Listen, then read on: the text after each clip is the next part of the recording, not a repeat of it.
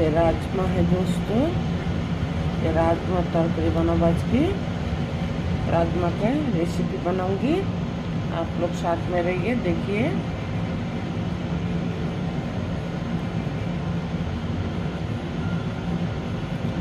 Rajma recipe बनाबो बंधुरा, साथे देखबेन।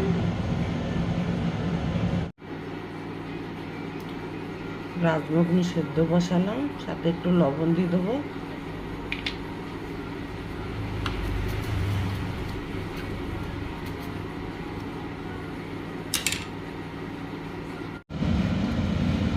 রাজমার রেসিপি বানাবো, চলেন তেলে দিয়ে দেবো জিরা, তেজপাতা,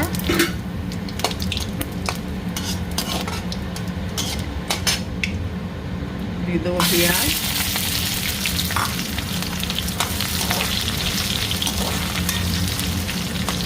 পেঁয়াজটাকে ভালো করে ভাজবো যাতে কাঁচা গন্ধটা চলে যায়।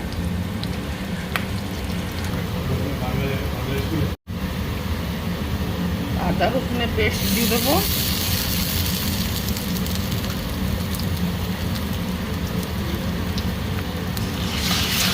পেঁয়াজ অর্ধেক ভাজা হয়ে গেছে, এর সাথে ভালো মতো ভাজা হয়ে যাবে দুটো একসাথে, পেঁয়াজও আর আদা রসুনের পেস্টও।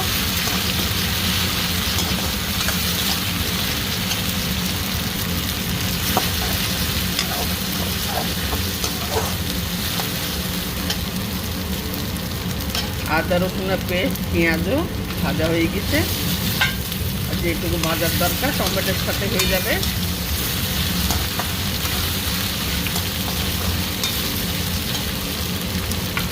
আর একটু টমেটো দেবো,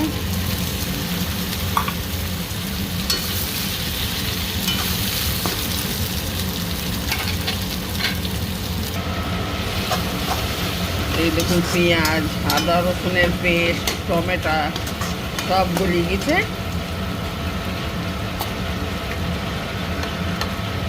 দেবো লবণ, হলুদ,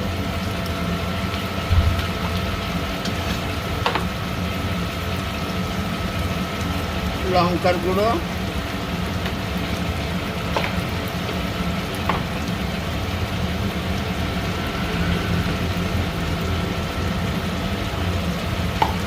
জিরে ধনে পাউডার।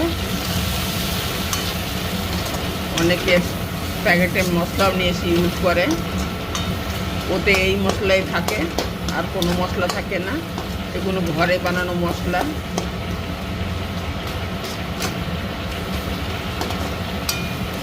আমি সব মশলা ঘরেই বানাই, লঙ্কা থেকে সব।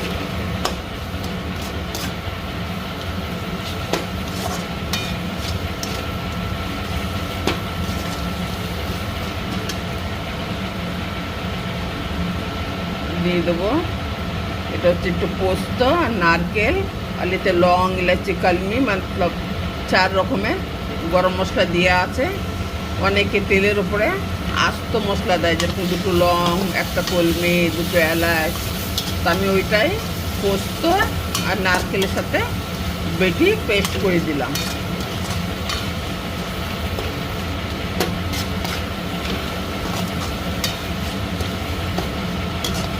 লবণ দিয়ে দিচ্ছি বন্ধুরা,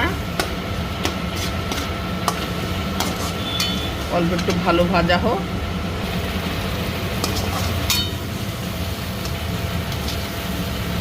দেখুন মশলা ভালো মতো কষা হয়ে গেছে,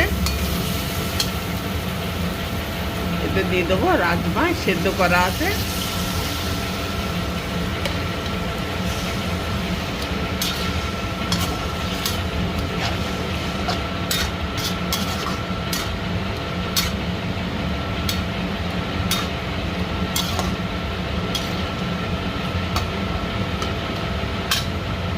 আর একটু জল দেবো,